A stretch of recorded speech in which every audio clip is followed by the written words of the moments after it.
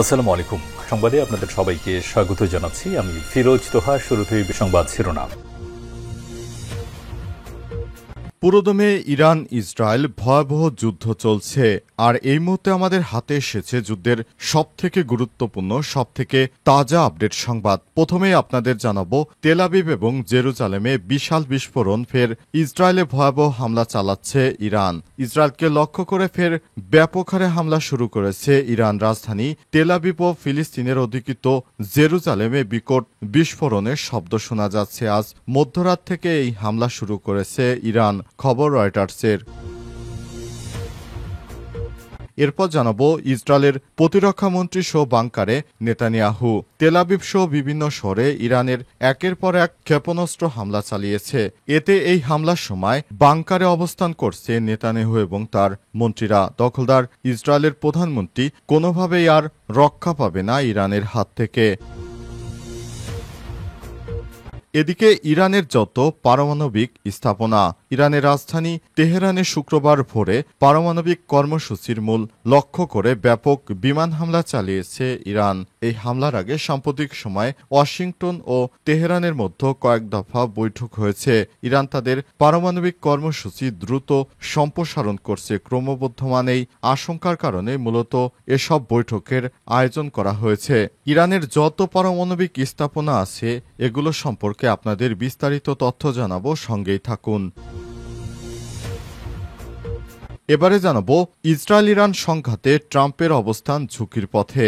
Israel ও ইরানের মধ্যে চলমান সামরিক উত্তেজনার প্রেক্ষাপটে যুক্তরাষ্ট্রের ভূমিকা নিয়ে মার্কিন রাজনীতিতে এখন তীব্র বিতর্ক চলছে। যে কোনো সময় অভিশংসনের মাধ্যমে বিদায় নিতে পারে যুক্তরাষ্ট্রের প্রেসিডেন্ট ডোনাল্ড ট্রাম্প।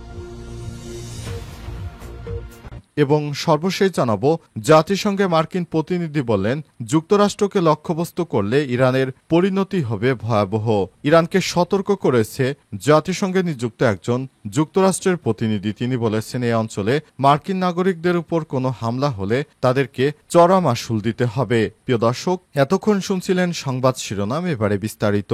তবে তার আগে বন্ধুরা, অনুরোধ থাকবে এই সংবাদটিতে একটি লাইক দিন। এই চ্যানেলে আপনি নতুন হয়ে থাকলে আমাদের সংবাদটি দেখতে চ্যানেলটি সাবস্ক্রাইব করে রাখুন। কমেন্ট করে বন্ধুরা আপনার মূল্যবান মতামত জানিয়ে দিন আপনি বিশ্বের কোন দেশ থেকে বা বাংলাদেশের কোন স্থান থেকে আমাদের সংবাদটি দেখছেন এবং শুনছেন। আর বন্ধুরা, এই যুদ্ধে আপনি কোন দেশকে সমর্থন করেন কমেন্ট করে জানিয়ে দিন। এবারে বিস্তারিত। ফের ইসরায়েলে ভয়াবহ হামলা চালিয়েছে ইরান। তেল আবিব এবং জেরুজালেমে বিশাল বিস্ফোরণ। ইসরায়েলকে লক্ষ্য করে ফের হামলা চালিয়ে যাচ্ছে ইরান। রাজধানী তেল আবিব এবং ফিলিস্তিনের অধিকৃত জেরুজালেমে বিকট বিস্ফোরণের শব্দ শোনা যাচ্ছে। আজ মধ্যরাতে এই হামলা শুরু করেছে ইরান, খবর রয়টার্সের। ইসরায়েলি প্রতিরক্ষা বাহিনী আইডিএফ ও সাধারণ মানুষকে নতুন করে আবারও আশ্রয় কেন্দ্রে প্রবেশের নির্দেশ দেওয়া হয়েছে। পরবর্তী নির্দেশনা না দেওয়া পর্যন্ত সেখানে অবস্থান করতে বলা হয়েছে। এর কয়েক মিনিট পরই তেল আবিব ও জেরুজালেমে বিস্ফোরণের শব্দ শোনা যাচ্ছে। রয়টার্সের প্রচারিত একটি ভিডিওতে দেখা গেছে, তেল আবিবে ইসরায়েল মিসাইল সদৃশ বস্তু আছড়ে পড়ার পর ধোঁয়ার কুণ্ডলী বের হচ্ছে। ইরান সর্বশেষ হামলাটি যখন চালায় তখন সেখানে রাত 1:30 বেজেছিল। ইরানের প্রেসিডেন্ট মাসুদ পেজেশকিয়ান ও সুপ্রিম নেতা আয়াতুল্লাহ আলী খামেনিকে লক্ষ্য করে হামলার চেষ্টা চালাচ্ছে দখলদার ইসরায়েল। মার্কিন সংবাদ মাধ্যম নিউ ইয়র্ক টাইমস আজ এই তথ্য জানিয়েছে। সংবাদ মাধ্যমটি বলেছে, ইরানের রাজধানী তেহরানের পাস্তর এলাকায় ইসরায়েলি হামলা রুখে দিতে আকাশ প্রতিরক্ষা ব্যবস্থা ব্যবহার করছে দেশটির বাহিনী। আর ওই এলাকায় থাকেন প্রেসিডেন্ট মাসুদ পেজেশকিয়ান এবং সুপ্রিম নেতা আয়াতুল্লাহ আলী খামেনি। সেখানে বাসিন্দারা নিউ ইয়র্ক টাইমসকে বলেছে, ওই এলাকায় অব্যাহতভাবে আকাশ প্রতিরক্ষা ব্যবস্থা থেকে মিসাইল ছোড়া হচ্ছে যেন ইসরায়েলি সেখানে কোনোভাবেই আঘাত না করতে পারে। দখলদার ইসরায়েলি বাহিনীকে প্রতিহত করার জন্য তারা সর্বোচ্চ চেষ্টা চালিয়ে যাচ্ছে। ইসরায়েলের প্রতিরক্ষা মন্ত্রী সহ ব্যাংকারে নেতানিয়াহু। তেল আবিব সহ বিভিন্ন শহরে ইরান একের পর এক ক্ষেপণাস্ত্র হামলা চালিয়ে যাচ্ছে। আজ রাতে এই হামলার সময় বাংকারে অবস্থান নেয় ইসরায়েলের প্রতিরক্ষামন্ত্রী ইসরায়েল কার্তস সহ প্রধানমন্ত্রী বেঞ্জামিন নেতানিয়াহু। তার সঙ্গে রয়েছে নিরাপত্তা বাহিনীর প্রধান ও উচ্চ পদস্থ মন্ত্রীরা। ইসরায়েলের সংশ্লিষ্ট কর্মকর্তার বরাতে খবর জানিয়েছে সিএনএন। ওই কর্মকর্তা সিএনএনকে বলেছে, ইরানের প্রতিশোধমূলক ক্ষেপণাস্ত্র হামলা শুরুর পরপরই প্রধানমন্ত্রী বেঞ্জামিন নেতানিয়াহু একটি বাংকারে ঢুকে যান। সঙ্গী হন প্রতিরক্ষা মন্ত্রীরাও। তারা সেখানে বসে সামগ্রিক পরিস্থিতি জরুরি মূল্যায়ন করছেন। ইসরায়েলি সংবাদ মাধ্যম টাইমস অব ইসরায়েল জানিয়েছে, নেতানিয়াহু অন্যান্য মন্ত্রীদের সঙ্গে ইরানের মিসাইল হামলার জবাব নিয়ে আলোচনা করছে। কিভাবে হামলার জবাব দেওয়া হবে এ ব্যাপারে তাদের মধ্যে কথাবার্তা চলছে। আজ ভোরে তেহরানকে পারমাণবিক অস্ত্র তৈরি করা ঠেকাতে দেশটির পারমাণবিক স্থাপনা লক্ষ্য করে হামলা চালিয়েছে ইসরায়েল। ইরানের সংবাদ মাধ্যম এবং প্রত্যক্ষদর্শীদের বরাত দিয়ে ইউরেনিয়াম সমৃদ্ধকরণ অঞ্চলে ইসরায়েল হামলা চালিয়েছে। ইসরায়েল এই হামলাকে রাইজিং লায়ন নাম দিয়েছে। ইসরায়েলের এই অভিযানে বেশ কয়েকজন জ্যেষ্ঠ ইরানি সামরিক ব্যক্তিত্ব এবং পারমাণবিক বিজ্ঞানী নিহত হয়েছে বলে জানা গেছে। ব্রিটিশ সংবাদ মাধ্যম বিবিসি জানিয়েছে, ইসরায়েলের এই হামলায় ইরানের সশস্ত্র বাহিনীর প্রধান মোহাম্মদ বাগেরি নিহত হয়েছে। হামলায় ইরানের ইসলামী বিপ্লবী গার্ড বাহিনী আইআরজিসির প্রধান হোসেন সালামিও নিহত হয়েছে। এছাড়াও প্রাণ হারিয়েছে খতম আল আম্বিয়া কেন্দ্রীয় সদর দপ্তরের কমান্ডার গোলাম রশিদ। হামলায় নিহত হয়েছে পারমাণবিক বিজ্ঞানী এবং ইরানের পারমাণবিক শক্তি সংস্থার সাবেক প্রধান ফেরেদুন আব্বাসি। আজ ভোরে ইরানের বিভিন্ন জায়গায় ব্যাপক হামলা চালাচ্ছে দখলদার ইসরায়েলি বাহিনী। তারা ইরানকে শেষ করে দেওয়ার জন্য বিভিন্ন চক্রান্ত আটছে। ইরানের যত পারমাণবিক স্থাপনা।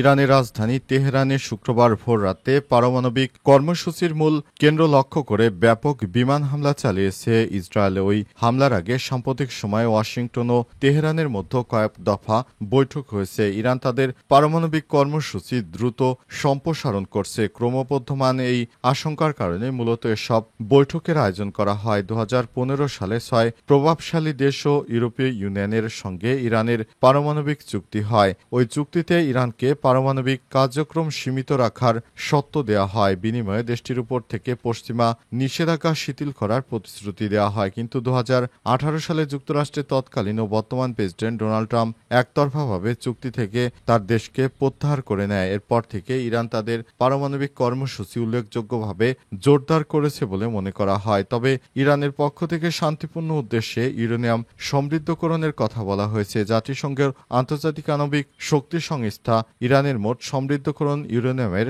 মজুদ ছিল ৯,২৪৭.৬ কেজি বা 2015 সালে চুক্তিতে নির্ধারিত সীমার চেয়ে ৪৫ গুণ বেশি। মোট মজুদকৃত ইউরেনিয়ামের মধ্যে ৪০৮.৬ কেজি ৬০% পর্যন্ত সমৃদ্ধ করেছে ইরান, যা পারমাণবিক অস্ত্র তৈরিতে প্রযোজ্য সমৃদ্ধকরণের চেয়ে সামান্য কম। পারমাণবিক অস্ত্র তৈরির জন্য ইউরেনিয়াম ৯০% পর্যন্ত সমৃদ্ধ করতে হয়। এর মধ্যে রয়েছে ইরানের বেশ কয়েকটি স্থাপনা, যেগুলোতে তারা পারমাণবিক সমৃদ্ধকরণ কেন্দ্র হিসেবে নাম দিয়েছে। তার মধ্যে রয়েছে নাতানজো, তার মধ্যে রয়েছে ফোর্দো, এরপর রয়েছে ইস্পাহান, এরপর রয়েছে আরাক, এরপর তেহরান, এরপর বুশেহর, এরপর দারখোভিক এবং সিরিক। এগুলোতে ইরানের পারমাণবিক কর্মসূচি পরিচালিত করা হচ্ছে। আর এগুলোকে লক্ষ্য করে দখলদার ইসরায়েলি বাহিনী সেখানে ব্যাপক হারে হামলা চালাচ্ছে। ইরান ইসরায়েল সংঘাতে ট্রাম্পের অবস্থান ঝুঁকির পথে। ইসরায়েল এবং ইরানের মধ্যে চলমান সামরিক উত্তেজনার প্রেক্ষাপটে যুক্তরাষ্ট্রের ভূমিকা নিয়ে মার্কিন রাজনীতি যখন বিতর্ক চলছে, তখন প্রেসিডেন্ট ডোনাল্ড ট্রাম্পের অবস্থান ক্রমশ জটিল হয়ে উঠছে এবং রাজনৈতিকভাবে ঝুঁকিপূর্ণ হয়ে উঠেছে। অবস্থায় ট্রাম্পের গদি ঠেকানো খুবই দুরূহ হয়ে পড়েছে। দখলদার ইসরায়েলি বাহিনীর পক্ষ নিয়ে ট্রাম্প নিজের দেশ যুক্তরাষ্ট্রের সাধারণ জনগণের কাছে খুবই খারাপ পজিশন রয়েছেন। ট্রাম্প বর্তমানে যেসব কর্মকাণ্ড পরিচালনা করছে সেগুলো অত্যন্ত ঘৃণিত কাজ। নেতানিয়াহু এবং ট্রাম্প পৃথিবীর এমন দুইজন ব্যক্তি যারা নিরীহ মানুষদেরকে হত্যার জন্য সরাসরি দায়ী রয়েছে। তাদেরকে কোনোভাবেই আর ছাড় দেবে না ইরান। এ কারণে ইরান ব্যাপক হারে হামলা চালিয়ে যাচ্ছে। এ অবস্থায় দখলদার ইসরায়েলি বাহিনী ব্যাপক হারে ইরানের ক্ষতি করার চেষ্টা করছে। ইরানও কোনোভাবে তাদেরকে ছাড় দেবে না। ট্রাম্প শুরু থেকেই দখলদার ইসরায়েলি বাহিনীকে সমর্থন করার চেষ্টা চালিয়ে যাচ্ছে। আর এই চেষ্টার ফলে দখলদার বাহিনী এখনও ইরানের উপর ব্যাপক হারে হামলা চালিয়ে যাচ্ছে। এ অবস্থায় দখলদার ইসরায়েলি বাহিনী কোনোভাবেই আর ছাড় পাবে না, কারণ ইরান তাদের সর্বোচ্চ শক্তি দিয়ে ইসরায়েলে হামলা চালাচ্ছে। আর এদিকে মাস্কের সঙ্গে সমস্যায় পড়ে ট্রাম্প এমনিতেই চরম বিপদের মধ্যে রয়েছে। কোনোভাবেই ট্রাম্প আর বাঁচার আশা নেই। ট্রাম্পকে শেষ করে দিবে মাস্ক শো যুক্তরাষ্ট্রের সাধারণ বাসিন্দারা।